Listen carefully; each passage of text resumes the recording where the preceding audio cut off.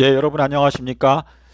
저는 오늘 이 시간에 데살로니가 후서 2장 1절로 3절에서 말씀하시는 주님의 강림하시는 사건과 그리고 성도들이 주님 앞에 함께 모이게 되는 것에 대해서 여러분께 말씀을 드리고자 합니다. 지금 현재 주님께서 강림하시고 있죠. 지금 이제 강림을 하고 계시는 중인데, 주님께서 강림하실 때에는 천사장의 소리가 들릴 것이고 또 하나님의 나팔 소리가 들린다라고 말씀하시는데, 이 천사장의 소리와 하나님의 나팔 소리가 지금 현재 14년째 울려 퍼지고 있습니다. 2013년부터 오늘에 이르기까지 14년째 천사장의 나팔 소리가 계속 들리고 있고, 그리고 하나님의 나팔 소리도 지금 계속 들리고 있는데, 그 소리를 듣고 깨닫고 그 말씀을 받아들이는 자들은 지금 마음의 눈을 떠서, 에베소서 1장 18절에서 말씀하시는 대로 마음의 눈을 떠서 주님께서 능력과 큰 영광으로 오는 것이 보이는 자들이 이제 함께 한 무리가 되어서 모이게 될 것이다 라고 말씀을 하시고 있습니다. 요한복음 10장 16절에서 주님께서 이 우리에 들지 않은 다른 양들이 나에게 있어서 내가 그들도 인도하여야 하리니 그들도 나의 음성을 듣고 한 무리가 되어서 한 목자 아래 있게 될 것이다. 여기에서 말씀하시는 이 목자가 요한복음 21장 16절에서 요나의 아들아 너가 목자가 되어라 라고 말씀하시는데, 시편 23편 1절과 그리고 3절에 보면 여호와는 나의 목자시니 그가 나를 의의 길로 인도하시는도다. 자, 여호와께서는 엘 요나 높은 곳에 계신 비둘기가 되신다. 시편 83편 18절에서 지존자, 지존자라고 하는 히브리어 단어가 엘 요나입니다. 그래서 여호와 하나님께서는 목자가 되시는데 그분은 높은 곳에 계신 비둘기가 되신다라고 말씀하시고 있기 때문에 주님께서 베드로에게 요나의 아들아 너가 목자의 직분을 감당해라 라고 하는 것은, 이 요나가 비둘기라는 뜻이지 않습니까? 그러니까 너는 여호와 하나님께로부터 난 자다. 여호와 하나님께서 비둘기인데 그 비둘기 여호와 하나님께로부터 난 자, 너는 요나의 아들인데 너가 목자의 직분을 감당해라 라고 말씀을 하고 계시는 것이고, 자, 그리고 계시록 12장 5절에 가면 철 지팡이를 갖고 있는 남자아이가 태어나는데, 자, 헬라어 원어 성경을 보시면 거기에 철 지팡이를 갖고 있는 그 남자 아이는 모든 나라의 목자로 세움을 입은 자다라고 이제 말씀을 하시고 있습니다.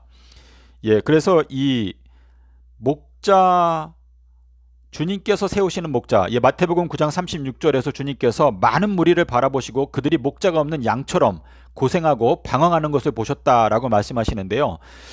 주님께서는 이제 이 목자가 있는가 하면 또 싹꾼들이 있다라는 말씀을 하셨는데, 요한복음 10장에 그 내용이 나오지 않습니까? 그래서 주님께서 마태복음 7장 15절에서 이렇게 말씀하셨습니다. 너희가 좁은 문으로 들어가라 라고 이제 강조하시면서, 너희가 좁은 문으로 들어가는 것을 방해하는 자들이 있는데 그들이 바로 마태복음 7장 15절에서 말씀하시는 거짓 선지자들인데, 이 거짓 선지자들은 양의 옷을 입고 너희에게 나오지만 속에는 노략질하는 일이다 라고 말씀하시고 있거든요. 자, 근데 이 똑같은 내용이 계시록 13장 11절에 양처럼 두 뿔이 있는데 그 말하는 내용을 들어보니까 그 말하는 내용은 용처럼 말한다 그랬습니다.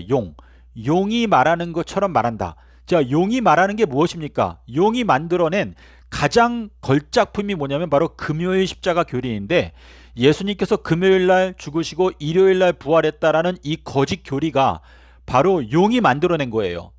자, 용은 금요일날 체포되고 토요일날 무적행에 갇히고 일요일날 불못에 들어가서 멸망을 당하는데, 용이 계시록 12장 9절에서 말한 것처럼 온 천하를 꿰는 자라. 자, 용이 온 천하를 다 속여서 자기와 함께 멸망에 들어가게 만들기 위해서 금요일 십자가 교리를 만들었습니다. 자, 그건 뭐냐? 자기가 걸어가는 길이 금토일인데 그 금토일은 멸망의 길입니다. 그런데 그 멸망의 길을 십자가의 이야기로 아름답게 꾸며 놓은 거예요. 그게 바로 기만이죠. 자, 예수님은 수요일날 돌아가시고 일요일날 부활하셨는데 그 예수님의 그 십자가의 길을 짓밟아 버리고 대신 금요일 십자가 교리를 만들어 놓은 것입니다. 예, 그래서 주님께서 오늘 자, 지금 주님 앞에 함께 모인다. 자, 주님 앞에 함께 모이기 위해서는 요나의 아들이 주님께서 세우시는 목자라고 말하고 있기 때문에 주님께서 세우시는 목자를 찾기 위해서는 여러분께서 요나의 표적을 연구해야 주님께서 인정하시는 목자가 저 사람이구나라는 것을 마음 가운데 알 수가 있는 것이죠. 자, 그래서 이제 강림과 주님의 강림하심과 그리고 성도가 함께 모이는 것인데, 자, 지금 저희가 시기적으로 너무나 많이 뒤처졌습니다. 자, 대한민국의 운명은 어떻게 될 것인가? 주님께서 대한민국을 사랑하시기 때문에 이 말세에 제사장 나라로 세우기 위해서 이 대한민국의 인자의 징조를 가장 먼저 깨달을 수 있도록 은혜를 베푸시고 있는데, 만약에 대한민국 기독교가 이 인자의 징조를 거절한다면 대한민국의 지금 현재 하나님께서 베풀어 주시는 평화와 번영은 일순간에 사라져 없어지게 되고 하나님께서 대한민국을 낮추실 것입니다. 자, 주님께서 가버나움아 너가 하늘 높은 데까지 높아지겠느냐? 내가 너를 바다 깊은 곳까지 낮추겠다라고 말씀하시는 것은 지금 이 계시록 6장에 보면 나오죠. 백마탄자가 활과 면류관을 갖고 있는데 그 활과 면류관의 그 메시지가 서기 30년 수요일 십자가 일요일 부활 진리 아닙니까?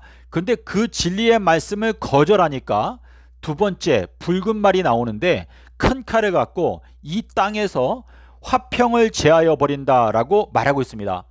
그래서 이 대한민국의 운명이나 이 전 세계의 운명은 사실상 예수 그리스도께서 지금 강림하고 계시는데, 만왕의 왕 만주의 주께서 지금 강림하고 계시는데 천사장의 나팔소리, 미가엘 천사의 나팔소리, 삼낮 삼밤 땅속에서 이 메시지가 울려 퍼지고 있는데 그 메시지를 대놓고 거절하고 짓밟아 버리는 것을 계속한다면 하나님의 은혜가 거두어지게 될 것이고, 대한민국은 하나님께서 일순간에 저 높은 곳에서 저 밑에까지 낮추시고 대한민국에게 내려주셨던 그 하나님의 은혜의 촛대가 다른 나라로 옮겨가게 될 것입니다. 자, 그러면 이제 강림부터 살펴보도록 하겠습니다.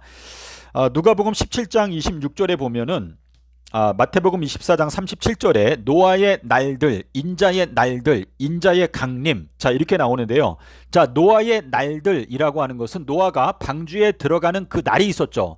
그 방주에 들어가는 그 날이 오기 전에 여러 날들 동안에 사람들에게 방주에 타라 라고 경고를 하던 그 날들이 있었습니다. 자, 그리고 이제 방주에 들어가고 나서 일주일이 지나간 다음에 홍수가 내려서 모두가 멸망을 당했습니다. 자, 그 내용이 창세기 7장 9절과 10절에 나오지 않습니까? 그래서 노아가 방주에 들어가고 나서 일주일이 지나간 다음에 홍수가 와서 멸망했다라고 하는 이 메시지가 이 말세에도 그대로 적용이 되는 것인데, 자, 우리 여기에서 말씀하시는 것은 노아의 날들, 인자의 날들, 그리고 인자의 강림, 이렇게 말하는데요. 이 인자의 강림, 파루시아라고 하는 것은 단 하루 동안에 이루어지는 것이 아니라 여러 날들 동안에 성취가 되는 과정이다라고 말하고 있는 것입니다. 자, 그런데 야고보서 5장 7절과 8절에 가면 이렇게 되어 있습니다. 농부가 열매를 바라고 이른 비와 늦은 비를 기다리는 것처럼 여러분들은 주님의 강림하심을 기다려라 라고 말씀을 하시는데요. 이 내용을 통해서 주님의 강림하시는 그 사건은 이른 비와 늦은 비를 말한다라는 것을 알 수가 있습니다. 예, 특별히 이 늦은 비라고 하는 것은 스가랴서 10장 1절에 보면 이 늦은 비는 번개가 함께 동반되어서 내리는 비가 늦은 비라고 말씀을 하시고 있기 때문에, 자, 이 번개라고 하는 것은 누가복음 11장 36절에서 이 번개가 등불에서 흘러나온다라고 말하고 있습니다. 헬라어 원어 성경을 보십시오. 자, 그러면 등불은 요한복음 5장 35절에서 침례 요한, 엘리야의 사명이다라고 말하고 있기 때문에 여기 늦은 비는 구체적으로 바로 엘리야의 메시지라는 것을 알 수가 있고, 늦은 비는 맨 마지막에 내리는 비가 아니겠습니까? 이 마지막이라는 것은 마지막 나팔소리인데, 마지막 나팔소리에 우리가 썩지 아니하는 몸으로 호련히 변해야 된다. 자, 주님께서 어떻게 썩지 아니하는 몸으로 변화가 되었는가? 그것은 삼낮 삼밤 땅속에서라는 그 관문을 통과하심으로 말미암아 썩지 아니하는 몸으로 변화가 되었습니다. 그와 마찬가지로 이 나팔 소리, 마지막 나팔 소리는 늦은 비, 엘리야의 음성, 천사장의 소리인데 그것이 바로 주의 길을 곧게 하라, 삼낮 삼밤 땅속에서 라는 말씀이라는 것을 여러분께서 마음 가운데 깨닫게 되시기를 바랍니다. 자, 그리고 이제 데살로니가 전서 4장 15절 16절에 보게 되면 주님의 강림에 대해서, 파루시아에 대해서 설명하면서 주께서 호령과 그리고 천사장의 소리와 그리고 하나님의 나팔 소리라고 말씀하시는데, 자, 여기에 호령이라고 하는 것은, 자, 베드로 후서 2장 21절에 보면 의의 도를 안 후에 그 거룩한 명령을 저버리는 것보다, 자, 의의 도는요, 계시록 15장 3절에 주님의 길이 의롭고 참되십니다. 마태복음 21장 32절에 침례 요한이 의의 도로 왔다. 자, 의의 도는 어떻게 우리가 의롭게 될 수 있는가? 주님께서 의로운 길을 걸어가셨습니다. 주님께서 걸어가신 의로운 길은 삼낮 삼밤 땅속에서라는 관문을 통과하고 나서 썩지 아니하는 몸, 불멸의 몸으로 변화되는 그 의로운 길을 걸어가셨는데, 그 호령, 거룩한 명령, 자, 우리 요한복음 12장 49절에도 나오죠. 나는 그의 명령이 영생인 줄 아노라. 자, 주님께서, 하나님 아버지께서 우리에게 주신 말씀은 영생하라고 주신 거예요. 자, 그러면서 주님께서 말씀이신데, 주님께서 삼낮 삼밤이라는 그 발자국을 밟고 지나가서 영생에 들어가셨습니다. 자, 누가복음 24장 26절에 보게 되면 예수님께서 고난을 당하시고 자기 영광에 들어가야 할 것이 아니냐. 주님께서 고난을 당하셨죠. 삼낮 삼밤을 땅속에서 지내시는 그 고난을 통과하신 다음에 아비벌 18일 날 영광스러운 몸으로, 거룩한 몸으로, 새로운 몸으로 부활하셨습니다. 예, 자, 그것이 바로 이제 예수님께서 걸어가신 그 길인데, 호령 그리고 천사장의 소리는요, 마가복음 1장 1절로 3절에 보게 되면 천사장의 소리라고 하는 헬라어 단어가 1절, 2절, 3절에 들어있습니다. 마가복음 1장 1절에는 알크라는 단어가 들어있고, 마가복음 1장 2절에는 엔젤, 메신저이라는 단어가 들어있고 앙겔로스 들어있고요. 그리고 마가복음 1장 3절에는 천사장의 소리할 때 그 소리가 들어있습니다. 그래서 예수 그리스도의 복음의 태초라, 알크, 그리고 내가 나의 사자를 보내노니, 앙겔로스, 그리고 3절에 가면 광야에 외치는 자의 소리가 있어. 예, 그게 소리인데요. 천사장의 소리라고 하는 것은 바로 엘리야의 메시지라는 뜻이거든요. 그래서 주님의 길을 곧게 하라. 주님께서 걸어가신 길이 영생으로 가는 길인데, 삼낮 삼밤 땅속에서를 통과한 다음에 영생, 썩을 수 없는 몸, 불멸의 몸, 불사불멸의 몸으로 변화된다라는 것이 인자의 기적, 인자의 징조이죠. 예, 그리고 이제 마태복음 24장 30절에 가게 되면은 주님께서 강림하실 때 어떤 징조가 있겠습니까? 자, 제자들이 마태복음 24장 3절에서 주님께서 강림하실 때 어떤 징조가 있겠습니까? 라고 물어볼 때 단수 형태로 물어봤어요. 어떤 징조들이 있겠습니까? 라고 물어보는 게 아니라 어떤 징조가 있겠습니까? 주님의 강림하심을 분명하게 증거하는 단 한 가지 징조가 무엇입니까? 라고 3절에서 물어보았습니다. 그때 주님께서 30절에서 대답하시기를 인자의 징조가 하늘에서 비출 것이다 라고 말씀하시고 있습니다. 자, 이 말씀은 주님께서 지금 14년째 강림하시고 있는데, 이 주님께서 강림하고 있다라는 것을 가장 확실하고 또 유일하게 증거하고 있는 징조는 딱 한 가지, 인자의 징조인데, 그게 뭐냐? 인자가 삼낮 삼밤 땅속에서 지내리라. 예수님께서 서기 30년 수요일날 십자가에서 죽으시고 일요일날 부활했다라는 그 진리의 말씀이 바로 주님께서 강림하시는 것을 증거하는 가장 확실하고 유일한 징조라고 말씀하시고 있습니다. 예, 그래서 서기 30년 수요일 십자가, 일요일 부활 진리, 예, 이 말씀이 지금 현재 14년째 선포되고 있기 때문에 지금 주님께서 강림하고 계신다라는 것을 가장 확실하게 증거하고 있는 것입니다. 자, 그리고 두 번째로 이제 함께 모이는 것에 대해서 살펴보겠습니다. 자, 우리 절기에 보게 되면 수장절이 있습니다. 자, 수장절과 같은 절기가 이제 초막절 또는 장막절, 자, 이렇게 말을 하는데요. 신명기 16장 16절에 가게 되면 너희 모든 남자는 1년에 3번 내 앞에 나와서 경배하라. 자, 그 세 가지 절기가 무엇입니까? 유월절, 오순절, 그리고 초막절이죠. 그래서 신명기 16장 16절에서 초막절을 지켜라 라고 말씀하시는데, 그 똑같은 내용이 출애굽기 23장 16절에 보게 되면 너희 모든 남자는 내 앞에 1년에 3번 나와서 경배하라 라고 말씀하시는데, 여기에서는 초막절이라는 단어를 쓰는 대신에 수장절이라는 단어를 씁니다. 자, 이 수장절을 여러분이 이렇게 수장절이라고 들으면 그게 무슨 소리야 이렇게 하지만, 이걸 영어로 말하면 The Feast of Ingathering, 예, 그러니까 모으는 절기라는 뜻입니다. 알곡들을 모아서 창고에 저장하기 위해서 모으는 절기라는 뜻인데, 그게 바로 출애굽기 23장 16절에 나오는데요. 자, 이 수장절은 초막절과 같은데 날짜가 7월 15일부터 7월 22일까지죠.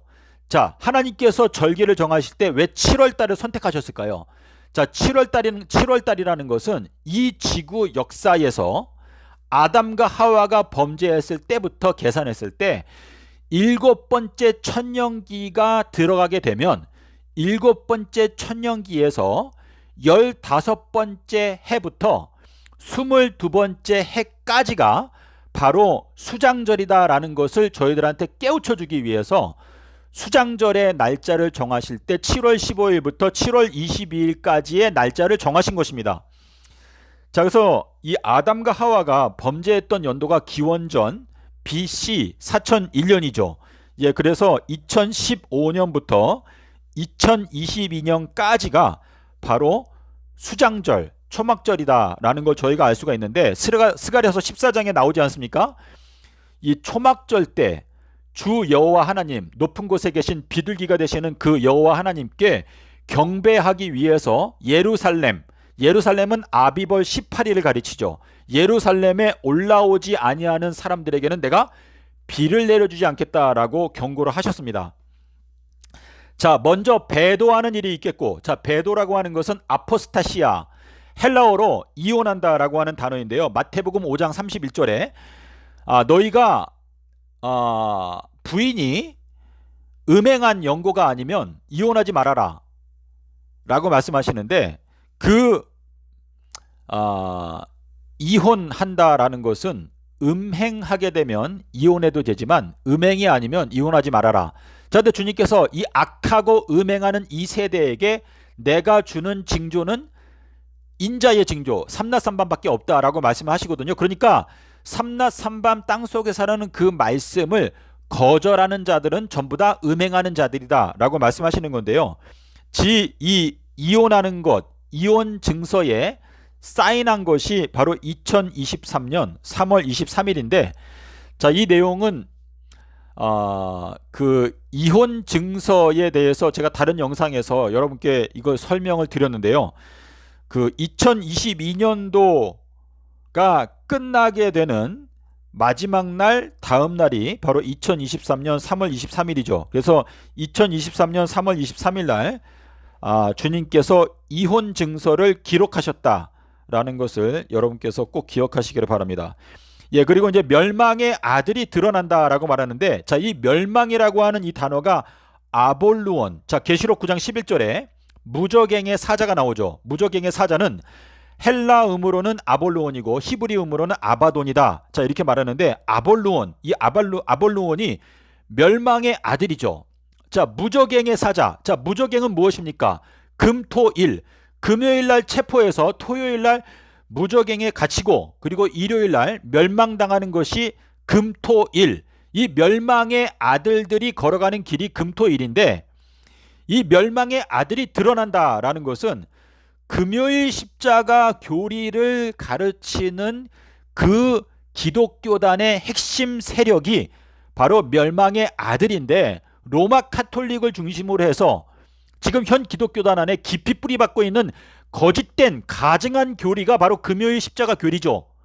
그러니까 이 멸망의 아들이 아볼루온, 무적행의 사자. 그러니까 무적행의 사자는요, 금토일, 그러니까 금요일, 토요일, 일요일 그 과정을 통과해서 멸망당하게 만드는 사자. 이게 바로 멸망의 아들인데, 계시록 11장 7절과 계시록 17장 8절에서 무적행에서 올라와서 멸망으로 들어가는 짐승에 대해서 설명하고 있습니다. 자, 짐승. 자, 짐승의 표를 받는다라는 것은 짐승과 똑같은 생각을 하고 짐승을 따라간다. 자, 계시록 13장 3절에 보게 되면 13장 5절인가요? 온 세상이 신기하게 생각해서 그 짐승을 따라간다라고 말하는데, 계시록 13장 3절 같은데요. 예, 13장 3절일 겁니다. 예, 그래서 이 짐승의 표는요, 짐승이 걸어가는 길은 금요일날 체포되고, 자, 들짐승 중에서 뱀이 가장 강교하더라. 그러니까 금요일날 용을 체포하고 토요일날은 무적행에 가두고, 자, 무적행을 1000년 동안 인친다. 자, 거기 인친다라는 단어가 나오죠. 계시록 7장 3절에 하나님의 종들의 이마에 인친다. 똑같은 인친다라는 단어가 나옵니다. 스파르기조라는 단어가 나오는데, 그 인친다라는 단어가 마태복음 27장 66절에 거기 보면 주님의 무덤을 인쳤다라고 말합니다. 그러니까 주님의 무덤은 삼낮 삼밤으로 인쳤다. 하지만 사탄이 들어가는 무적행은 1000년 동안 인쳤다. 일낮 일밤으로 인쳤다. 예, 그러니까 금요일 십자가 교리를 따라가면 전부 다 멸망을 당하기 때문에 이 멸망의 아들은 금요일 십자가 교리를 가르치는 모든 영적 지도자들, 그리고 그 거짓된 교리를 따라가는 모든 기독교인들이 다 멸망의 아들들이다라는 것을 분명하게 말씀을 하시고 있습니다. 예, 제가 계시록에 나오는 그 짐승의 표에 관해서 제가 모든 내용을 그 헬라어 단어를 꼼꼼히 살피면서 다 살펴보았는데요. 여러분께서도 요한계시록에 나오는 짐승의 표를 그냥 모든 편견을 버리고 있는 그대로 살펴보십시오. 그러면 짐승의 표는 금요일 십자가 교리, 예, 그게 바로 짐승의 표라는 것을 분명하게 알 수가 있습니다. 예, 그래서 이제 금요일 십자가 교리가 이게 아주 정말 가증스러운 교리인데, 이 금요일 십자가 교리 때문에 현 기독교단은 멸망하게 되는 것입니다. 예, 안식일 교단이 지금 정말 참 너무나 답답한데요. 제가 안식일 교단에 지금 경고한 게 벌써 14년째가 되었는데요. 화인 여사가 그렇게 경고를 했는데도 이 귀가 어둡고 또 눈이 어둡기 때문에, 또 완고하기 때문에 아무리 얘기를 해도 듣지 않습니다. 특별히 이 교단의 지도자들이 이 경고의 말씀을 듣지 않습니다. 그래서 안식일 교단 안에 있는 우리 평신도 여러분들께서 그래도 진심으로 주님의 길을 따라가고자 하는 마음이 계신 분들, 여러분들께서 이 시대에 깨어나서 일어나지 아니하면 안식일 교단은 희망이 없습니다. 자, 우리 제가 여러분 여기 그 알곡을 모으는 기간이라고 해서 제가 여기 이제 도표를 만들어 놨는데요. 주님 앞에 함께 모이는 것, 예, 수장절인데요. 수장절은 함께 모으는 절기란 뜻인데요. 자, 기원전 4001년도에 아담과 하와가 범죄했습니다. 자, 그때부터 AD 2000년까지 정확하게 6000년이 지나가고, 그 다음에 AD 2000년이 지난 다음부터는 이제 7번째 천년기가 시작되는데, 7번째 천년기의 15번째 해가 2015년이죠. 그리고 22번째 해가 2022년입니다. 그래서 2015년부터 2022년까지가 알곡들을 모으는 기간이에요. 그리고 이제 2023년부터는 이제 지구 역사의 마지막 7년이 시작되는 것인데, 자, 이거를 이제 예언적으로 보게 되면 그 노아가 방주에 들어갈 수 있었던 것은 순결로 들어갔다라고 말합니다. 순결. 자, 창세기 7장 16절에 보게 되면 여호와께서 노아를 방주에 닫아 놓으셨더라라고 말하는데, 자, 닫아 넣는다라는 그 동사가 사가르라고 하는 단어인데, 사가르는 닫아 넣는다라는 뜻이 있는가 하면 그거를 이제 형용사로 보면 순결하다라는 뜻이 있습니다. 자, 그래서 이 순결하다라는 거는 비둘기와 같이 순결하라 라고 말씀을 하셨죠. 예, 그래서 노아의 때와 같이 인자의 때, 자, 노아의 날들과 같이 인자의 날들도 그러하리라. 노아가 방주에 들어간 것은 순결함을 지킴으로 방주에 들어갔는데, 인자의 날들에도 역시 순결을 추구하는 자들이 구원의 방주에 들어간다라고 말씀하시는 것이 이제 창세기 7장 16절에 나오거든요. 여러분께서 히브리어 원문을 보실 수 있는 분들은 그 열왕기상 6장 20절 21절에 보면 거기에 사가르라는 단어가 나오는데, 그 사가르라는 그 단어가 순결한이라는 뜻을 담고 있습니다. 자, 그래서 이제 2023년부터 2030년까지는 7년이죠. 7년. 그래서 노아가 방주에 들어가고 나서 일주일이 지나간 다음에 홍수가 내렸다라고 하는 그 메시지는 이제 2023년부터 2030년이 될 때까지 7년이 지나가고 나서 그 다음에 모든 사람에 대한 하나님의 그 집행심판이 이루어진다라는 것을 저희가 알 수가 있는데, 일곱 번째 천년기에, 그러니까 2015년부터 2022년까지가 알곡을 모으는 기간이고, 지금은 하나님의 그 풀무불의 기간입니다. 풀무불. 그래서 마태복음 13장에 보게 되면 가라지는 먼저 불로 태우기 위해서 단으로 묶고, 이거는 이제 교단별로 묶는 것이죠. 뭐 감리교, 장로교, 뭐 안식일교, 신천지교, 이렇게 교단별로 단으로 묶는데, 지금 이제 계시록 18장에 보게 되면 내 백성아 거기에서 나와서 그들의 죄에 참여하지 말고 그들이 받게 되는 재앙을 받지 말라라고 말을 할 때, 거기에 보게 되면 귀신의 처소가 나옵니다. 그리고 귀신의 잔이 나오죠. 그래서 계시록 18장 2절, 계시록 18장 6절에 그 귀신의 잔이 뭐냐면 바로 고린도전서 10장 21절에서 말씀하시는 그 주님의 잔과 귀신의 잔, 그러니까 금요일 십자가 교리.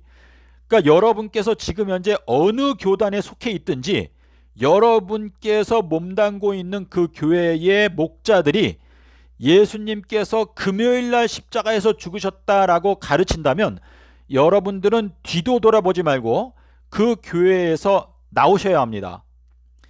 여러분께서 그 교회를 개혁할 수 있다면 좋겠지만, 제가 지난 14년 동안 안식일 교단을 개혁하기 위해서 노력해 보니까 그게 불가능하다라는 것을 많이 느낍니다. 자, 그래서 주님께서 누가복음 17장에서도 말씀하시고, 또 마가복음 13장, 또 마태복음 24장에서 말씀하시기를, 지붕 위에 있는 자는 그릇을 가지러 집 안에 내려가지 말라라고 말씀하신 것은 멸망에 가증한 교리. 자, 멸망에 가증한 교리가 거룩한 곳에 서 있다. 자, 거룩한 장소는 주님께서 부활하신 장소예요. 주님께서 부활하신 건 아비벌 18일 날 부활하셨고, 주님께서 아비벌 18일이 되었을 때 거룩한 몸, 영광스러운 몸으로 변화가 되셨는데, 그 거룩한 장소, 아비벌 18일 부활의 진리, 그 자리에 멸망의 가증스러운 교리, 금요일 십자가 교리가 무엇입니까? 아비벌 16일 부활 이론이죠. 그러니까 아비벌 16일 부활이라는 그 거짓된 교리가 주님의 부활하시는 그 부활의 진리 위에 서 있다라는 걸 보는 자들은 주저하지 말고 즉시로 산으로 도망가라 라고 하는 말씀은, 너희가 뭐 인연, 뭐 학연, 뭐 지연, 뭐 우리의 혈연관계 이런 거를 다 떠나서 즉시 하나님의 진리의 산으로 도망가라 라고 말씀을 하고 계시는 것입니다. 예, 그래서 지금은 사실 이제 그 수장절이 지나갔죠. 그래서 지금 풀무불의 기간인데, 누가복음 11장에 보게 되면 문이 닫혔을 때 어떻게 하면 구원을 받을 수 있는지가 거기에 이제 적혀 있는데요. 누가복음 17장, 누가복음 17장 31절에 이렇게 돼 있어요.